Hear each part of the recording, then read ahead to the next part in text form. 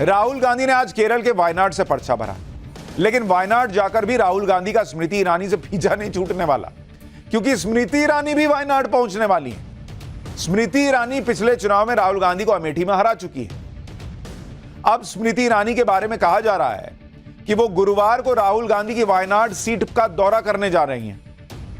गुरुवार को वायनाड के बीजेपी कैंडिडेट का नॉमिनेशन है। स्मृति ईरानी वायनाड के बीजेपी कैंडिडेट के नॉमिनेशन में शामिल होंगी कहा जा रहा है। वायनाड से बीजेपी ने केरल के प्रदेश अध्यक्ष के सुरेंद्रन को टिकट दिया है। के सुरेंद्रन को वायनाड से लड़ाकर बीजेपी ने राहुल गांधी की मुश्किल भी बढ़ाई है। अच्छा, वहां लेफ्ट ने भी कैंडिडेट उतारा हुआ है, तो राहुल गांधी की मुश्किल वैसे ही कम नहीं है। दूसरा, सामने स्मृति ईरानी का चेहरा दिखेगा वहां पर वायनाड में भी। वायनाड में स्मृति ईरानी बीजेपी कैंडिडेट के सुरेंद्रन के समर्थन में रोड शो करेंगी। वायनाड पहुंचने से पहले स्मृति ईरानी ने पीएफआई की पॉलिटिकल विंग एसडीपीआई का समर्थन कांग्रेस को मिलने पर बड़ा हमला बोला। एक बार स्मृति ईरानी को भी सुनिए। सुना है कुछ लोग वायनाड में आज अपना पर्चा भर रहे हैं, वहां मेरे प्रदेश अध्यक्ष उसके सामने चुनाव लड़ रहे हैं और कह रहे हैं अब गत इतनी हो गई है उनकी राजनीति की कि आतंकवादी संगठनों से वो सहायता मांग रहे हैं। आज ये लोग अपनी सत्ता के लिए देश को धमकी देते हैं कि अगर मोदी फिर से प्रधानमंत्री बन गया तो देश में आग लग जाएगी। मैं राहुल गांधी से कहना चाहती हूं, कान खोलकर सुन लो, इस देश को पहले भी गोरों ने ललकारा था, इसी देश ने गोरों को धूल चटाई। इस देश को पहले भी दुश्मनों ने ललकारा था, इसी देश ने धूल चटाई। तुमने लोकतंत्र को कलंकित करने के लिए अगर देश को धमकाया तो ये देश छेड़ता तो नहीं, लेकिन छेड़ा जाता है तो ये देश।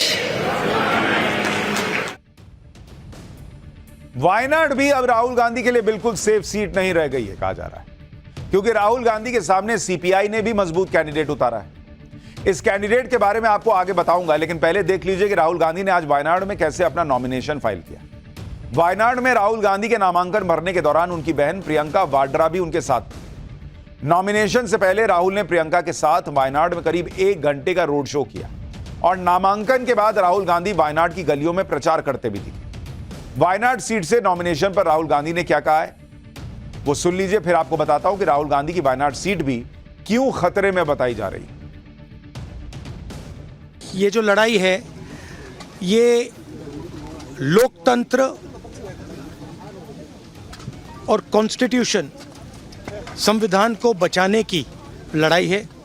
एक तरफ कांग्रेस पार्टी और इंडिया अलायंस लोकतंत्र के लिए लड़ रहे हैं, संविधान के लिए लड़ रहे हैं, और दूसरी तरफ प्रधानमंत्री मोदी जी, अमित शाह जी और बीजेपी के लोग, आरएसएस के लोग संविधान को और लोकतंत्र को खत्म करने में लगे हुए हैं।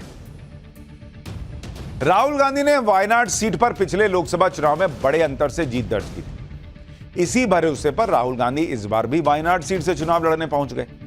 हालांकि इस बार केरल की मुस्लिम और ईसाई बहुल इस सीट पर राहुल गांधी की राह आसान नहीं दिख रही, क्योंकि वायनाड से राहुल की दावेदारी को लेकर इंडी गठबंधन में कांग्रेस की सहयोगी लेफ्ट पार्टियां नाराज हो गई। सीपीआई महासचिव ए राजा ने राहुल के वायनाड से चुनाव लड़ने के फैसले को शॉर्ट साइटेड फैसला बता दिया और साफ कह दिया कि इसका इंडी गठबंधन को लेकर अच्छा मैसेज नहीं जाएगा। इसलिए लेफ्ट ने वायनाड सीट पर राहुल गांधी के खिलाफ अपना पूरा जोर लगा दिया। राहुल गांधी के नॉमिनेशन से 2 घंटे पहले ही एलडीएफ यानी लेफ्ट डेमोक्रेटिक फ्रंट की कैंडिडेट और सीपीआई नेता एनी राजा ने वायनाड सीट से नॉमिनेशन किया। एनी राजा ने वायनाड में रोड शो भी किया और दावा किया कि वो पिछले 1 महीने से वायनाड में लोगों से बात कर रही हैं और लोग वायनाड के लोकल मुद्दों की अनदेखी को लेकर अपने मौजूदा सांसद राहुल गांधी से काफी नाराज हैं।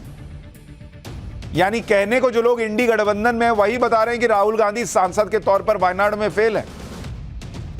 वैसे कांग्रेस खुद को नरेंद्र मोदी का सबसे बड़ा चैलेंजर मानती है, लेकिन इस बात पर लोग कांग्रेस की खिल्ली उड़ाते हैं, क्योंकि कांग्रेस की हालत यह हो गई है कि उनके नेता रात को नरेंद्र मोदी को कोसते हुए सोते हैं, सुबह उठकर बीजेपी ज्वाइन कर लेते हैं।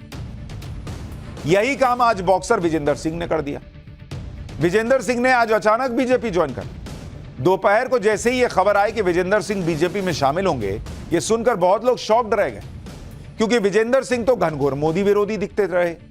वो राहुल गांधी की ऐसी तारीफ करते थे कि जैसे राहुल गांधी से बड़ा नेता दुनिया में कोई नहीं है।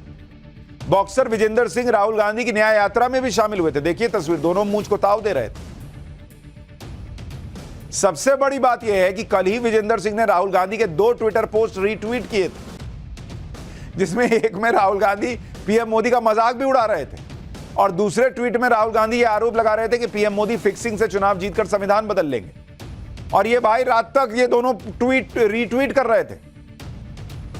लोग इसी बात पर कांग्रेस पर हंस रहे हैं कि रात को विजेंदर राहुल गांधी के मोदी विरोधी ट्वीट रीट्वीट कर रहे थे और सुबह उनका ऐसा दिल बदला कि बीजेपी में शामिल होने के लिए बीजेपी हेडक्वार्टर पहुंच गए। बीजेपी में शामिल होने के बाद जब विजेंदर सिंह से यह पूछा गया कि कल तक तो आप राहुल गांधी के ट्वीट रीट्वीट कर रहे थे और वो भी वो ट्वीट जिसमें वो पीएम मोदी का मजाक उड़ा रहे थे, तो बॉक्सर का मन 24 घंटे में कैसे बदल गया जी? इस पर विजेंदर सिंह ने क्या जवाब दिया वो सुनिए।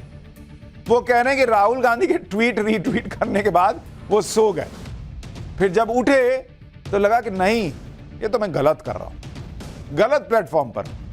उन्होंने खुद से कहा कि बीजेपी में आइए, यहां से सही दिशा में जाएंगे, इसलिए वो बीजेपी में आ गए। बॉस ये सोते हैं या सुबह उठ के इनको पता चलता है कि पिछला काम गलत कर रहे थे तो बीजेपी में चले गए। बीजेपी वाले इनको ढंग से सोने नहीं देंगे, कहेंगे पता चला कल को फिर कांग्रेस में गया था।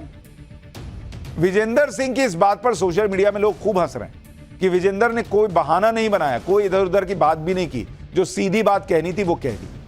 विजेंदर ने कहा कि उनकी घर वापसी हो रही है और वो पहले की तरह गलत को गलत और सही को सही कहते रहेंगे। सुनिए विजेंदर सिंह को, फिर बताएंगे कि विजेंदर बीजेपी में शामिल होकर क्या करने वाले हैं। एक तरह से कहते घर वापसी हो रही है मेरी। तकरीबन 19 में मैं चुनाव लड़ा था और ऑलमोस्ट 5 साल होने वाले हैं, अभी 4 साल होने वाले हैं। तो अभी कहते कि इंग्लिश में कहावत है गुड टू बी बैक, तो काफ़ी अच्छा लग रहा है और मैं चाहूँगा कि इस गवर्नमेंट में रहकर मैं ज़्यादा से ज़्यादा लोगों का भला कर सकूं, लोगों को सही राह दिखा सकूं। और मैं पहले वाला विजेंदर हूं और जो भी मेरे को लगेगा गलत है, गलत को गलत कहूँगा, सही को सही कहूँगा। बॉक्सर विजेंदर सिंह के बीजेपी में आने से बीजेपी को क्या फायदा होगा वो आपको बताऊंगा। पहले ये देखिए कि विजेंदर के बीजेपी में आने के बाद उनके पुराने सोशल मीडिया पोस्ट और तस्वीरें कैसे वायरल हो रही है। विजेंदर का एक सोशल मीडिया पोस्ट वायरल हो रहा है। इसमें विजेंदर सिंह और नवीन जिंदल साथ दिख रहे हैं। ये तस्वीर विजेंदर ने इसी साल 9 मार्च को पोस्ट की थी। मजे की बात यह है कि अब ये दोनों ही बीजेपी में आ चुके हैं। इस साल की शुरुआत यानी 1 जनवरी को विजेंदर सिंह ने सोशल मीडिया पर पोस्ट किया था। उसमें लिखा था कि पहले मुसलमान, फिर किसान, उसके बाद जवान, फिर पहलवान और अब ड्राइवर, थोड़ा सब्र करो, अगला नंबर आपका। इस पोस्ट के जरिए विजेंदर सिंह ने बीजेपी पर निशाना साधा था। अब विजेंदर सिंह के इसी तरह के पोस्ट और तस्वीरें वायरल हो रही है। लोग पूछ रहे हैं कि भाई कल तक तो गाली दे रहे थे, आज सोया सुबह उठ के बीजेपी में। लेकिन ऐसा थोड़ा ही होता है कि कोई रात तक किसी को गाली दे और सुबह उठकर उसी के साथ खड़ा हो जाए। विजेंदर सिंह के बारे में तो कल तक ये तक कहा जा रहा था कि विजेंदर मथुरा में इंडी गठबंधन की तरफ से कांग्रेस के कैंडिडेट हो सकते हैं। बीजेपी की सिटिंग सांसद हेमा मालिनी को कड़ी टक्कर देने वाले हैं इंडी गठबंधन की तरफ से। लेकिन विजेंदर अब बीजेपी में आ गए तो इंडी गठबंधन का मथुरा प्लान भी फेल होता दिख रहा है।